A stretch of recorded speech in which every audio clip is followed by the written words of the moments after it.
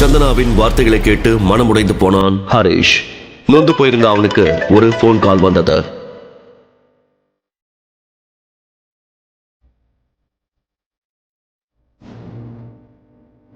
I still can't believe this.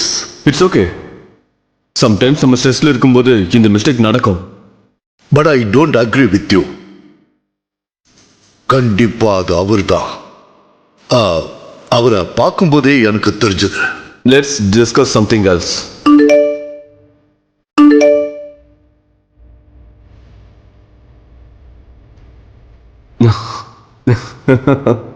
Cheers.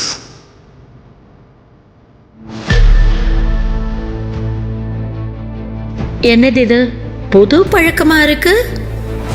ஒன்றும் இல்லை, relax ஆகிறதுக்காக செஞ்சுட்டு இருக்கேம்மா. நான் சொன்ன மாதிரி டிவோர்ஸ் பண்ணு. உன் டென்ஷன் போகிறதுக்கு அதுதான் கடைசி சான்ஸ். அம்மா ப்ளீஸ், நான் நிம்மதியா சமைக்கவா வேண்டாமா நீயே சொல்ல.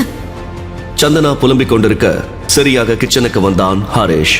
தன்னை பற்றி பேசுவது அவனுக்கு கேட்டது. பொறுமையாக சந்தனாவின் அருகில் சென்றான்.